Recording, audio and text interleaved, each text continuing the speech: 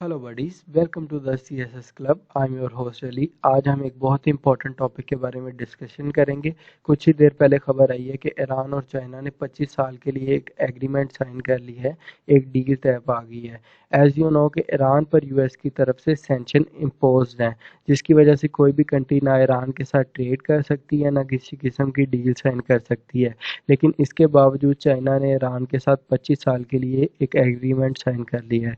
इस एग्रीमेंट की जो डिटेल्स हैं उसको अभी ऑफिशियली आउट नहीं किया गया, लेकिन 2020 में एक पेपर लीक आउट हुआ था जिसमें इसकी काफ़ी डिटेल्स मौजूद थी और उसको न्यूयॉर्क टाइम्स ने भी कवर किया था। हम ये भी देखेंगे कि ईरान और चाइना के दरमियान ये जो डील हुई है ये कब से इन प्रोग्रेस थी और इसमें चाइना के बेनिफिट्स क्या हैं और ईरान को इससे क्या मिलेगा, इस पर एक ओवरऑल एनालिसिस करेंगे। तो अपने टॉपिक की तरफ बढ़ते हैं, अपने डिस्कशन को स्टार्ट करते हैं। इसको डिफरेंट न्यूज़ आउटलेट ने कवर किया है, न्यूयॉर्क टाइम्स ने भी, अल जज़ीरा ने भी, और डिफरेंट हेडिंग्स के साथ कवर किया है। और इस पर काफ़ी डिबेट्स भी चल रही हैं और ये खबर अभी अभी आई है और इस पर मज़ीद अभी डिस्कशंस होंगी, आर्टिकल्स आपके सामने आएंगे। तो हम भी देखते हैं कि खबर क्या है और ये अचानक कैसे सामने आई। जो चाइना के फॉरेन मिनिस्टर हैं वैंग यी, वो अपनी एक मिडल ईस्ट ट्रिप पर निकले हुए हैं और उन्होंने ये जो तेहरान का उन्होंने विज़िट किया है फ्राइडे को 2 दिन के लिए। इसमें उन्होंने अपने फॉरेन काउंटर पार्ट जो जवाद ज़रीफ हैं उनसे भी मुलाकात की और टॉप ईरानी लीडरशिप जिनमें हसन रूहानी आते हैं और जो सुप्रीम लीडर अली खुमैनी है उनके स्पेशल रिप्रेजेंटेटिव लारिजानी से भी मुलाकात की, जिसमें उन्होंने ये डिसाइड किया कि जो इनके दरमियान डील चल रही थी उसको ये फाइनलाइज करेंगे।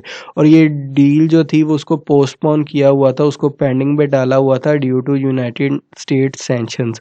लेकिन अब इसको फाइनलाइज कर लिया गया है और अब इस पर इम्प्लीमेंटेशन स्टार्ट हो जाएगी। ये डील ब्रोक हुई थी 2016 में, जब चाइनीज़ प्रेसिडेंट जो हैं उन्होंने ईरान का विज़िट किया था और उसमें दोनों कंट्रीज़ ने ये तय किया था कि वो अपनी बायलैटरल ट्रेड को बढ़ाएंगे और ये पोटेंशियल रखते हैं कि ये इसको 600 बिलियन तक ले जाएंगे नेक्स्ट डिकेड में।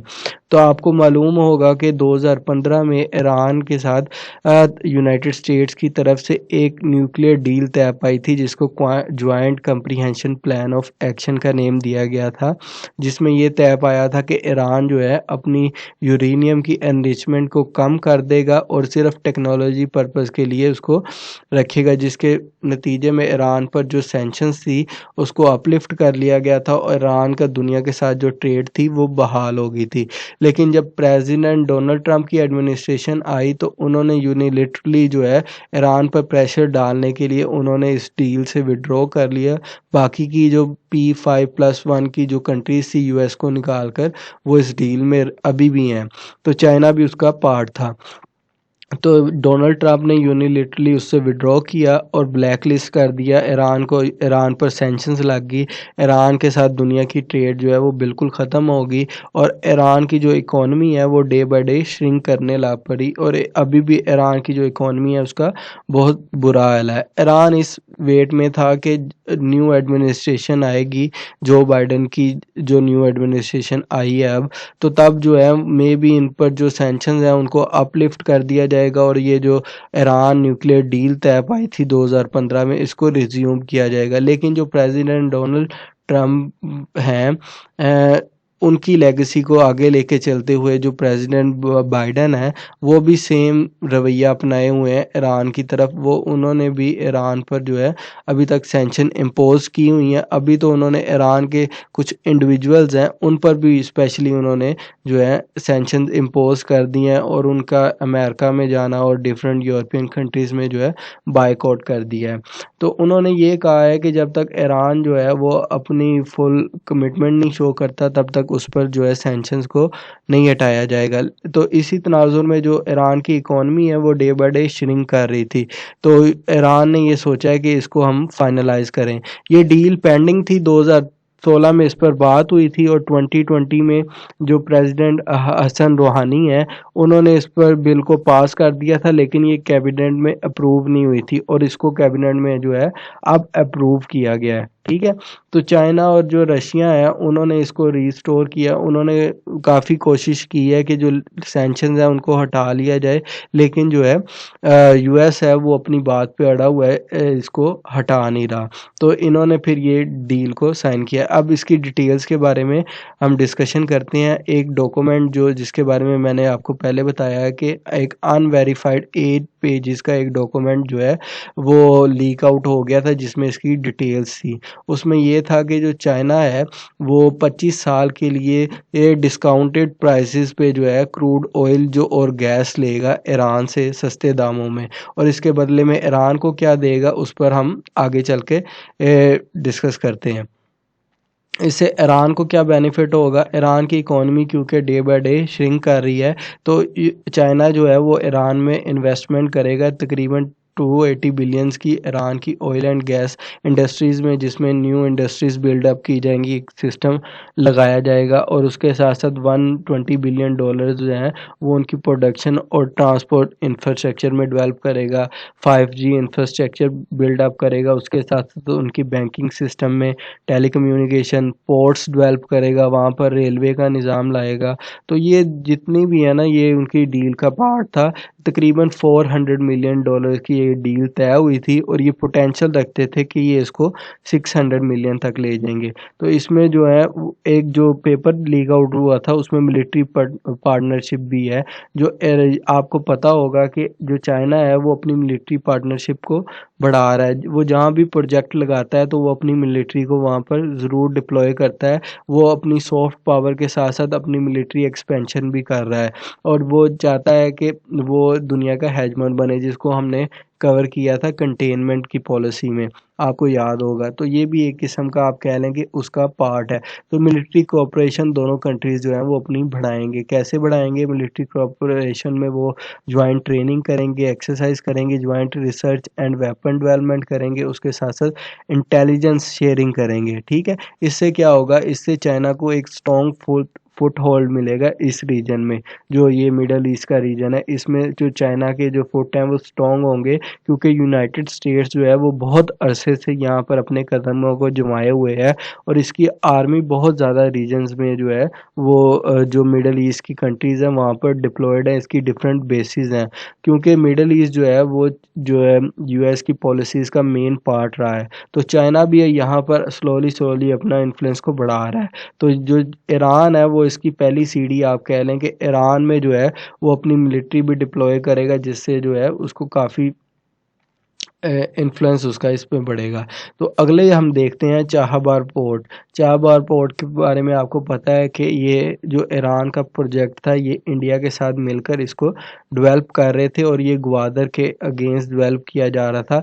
चाबहार पोर्ट से ये था कि जो इंडिया है उसको सेंट्रल एशिया तक एक्सेस मिलेगी, यानी कि अफ़गानिस्तान, और अफ़गानिस्तान से थ्रू वो सेंट्रल एशिया तक एक्सेस हासिल कर सकता है।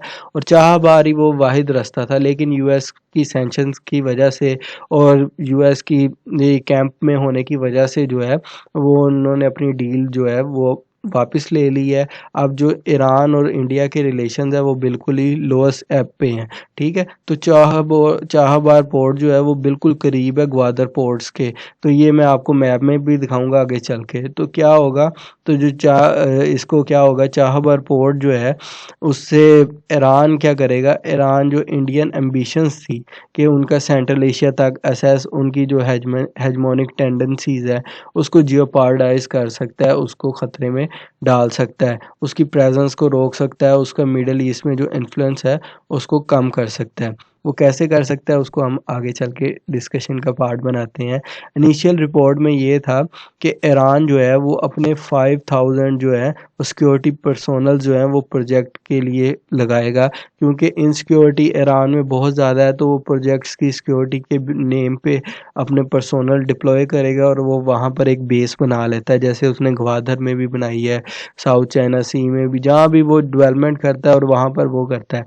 तो ये डिफरेंट इसके आइलैंड्स को भी डेवलप करेगा, जिसमें वो उन्होंने जो किश आइलैंड है पर्शियन गल्फ में, ठीक है, जो स्टेट ऑफ हरमोज के बिल्कुल करीब है, ठीक है, और ये भी सुनने को मिला है कि चाइना को ये सोल्ड कर दिया जाएगा ये आइलैंड, ताकि चाइना यहाँ पर जो है अपनी डेवलपमेंट कर सके। स्टेट ऑफ हरमुज़ आपको पता है कि 9 कीज़ मैरीटाइम चोक पॉइंट्स में है, जिसमें दुनिया का बहुत ज़्यादा ट्रेड गुजरती है, बहुत ज़्यादा ऑयल गुजरता है। तो स्टेट ऑफ हरमुज़ की बहुत ज़्यादा इम्पोर्टेंस है। तो इसीलिए भी चाइना को जो है वो स्टेट ऑफ हरमुज़ के मुंह पर जाकर बैठ जाएगा और इसका जो काम है वो आसान हो जाएगा। तो चाइना का प्लान ये है कि वो सेवरल पोर्ट्स डेवलप करेगा ईरान में, उनमें से एक जो है वो जस्ट के पॉइंट पे है, ठीक है, जो कि गल्फ ऑफ हरमुज़ में है, जो कि एंट्रेंस है पर्शियन गल्फ में।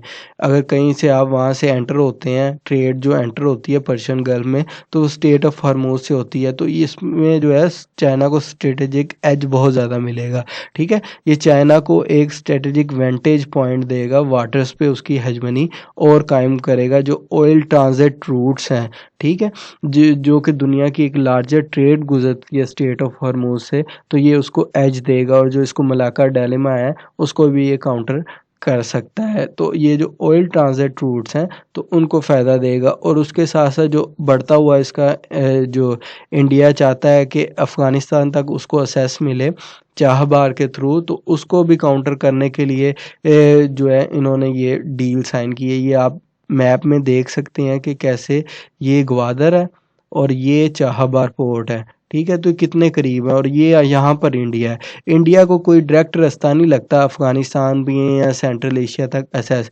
इसीलिए इन्होंने चाबहार का प्रोजेक्ट डेवलप किया था, ताकि ये मुंबई यहाँ से अफ़गानिस्तान तक एक्सेस कर सकें और उसके बाद ये सेंट्रल एशिया तक असेस कर सकें और ये ग्वादर को काउंटर कर सकें और ग्वादर का यहाँ पर एक ताकि चाइना का जो बढ़ता हुआ इन्फ्लुएंस है उसको काउंटर किया जा सके।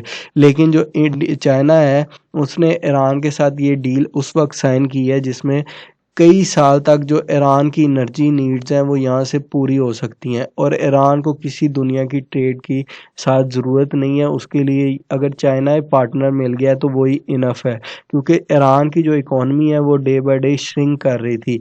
अब क्या होगा, अब जो है यूएस पर प्रेशर आएगा, यूएस में भी जो है चाइना पर अभी उसने सैंक्शंस लगाई भी हैं और मे बी और भी सैंक्शंस लगा देगा। अब आपको फॉरेन पॉलिसी में दोनों कंट्रीज़ की एक वाजिया जो है वो गैप नज़र आएगा और बहुत एक्टिव फॉरेन पॉलिसी है। दोनों कंट्रीज जो हैं वो अपने अलायंसेस को बढ़ाने में लगी हुई हैं। एक तरफ जो यूएस है, यूएस भी अपने अलायंसेस को बढ़ा रहा है, इसी तरह जो चाइना है उनको काउंटर करने के लिए ये अपने इन्फ्लुएंस को बढ़ा रहा है, अपने इन्फ्लुएंस को। तो इन्होंने इस वक्त जो ईरान का हाथ पकड़ा है ना, तो ये इनको इस रीजन में बहुत ज़्यादा एज देने वाला है। तो ये थी अभी तक की हमारी ओवरऑल डिस्कशन। तो आपको टॉपिक कैसा लगा इसको ज़रूर बताइएगा। Thank you.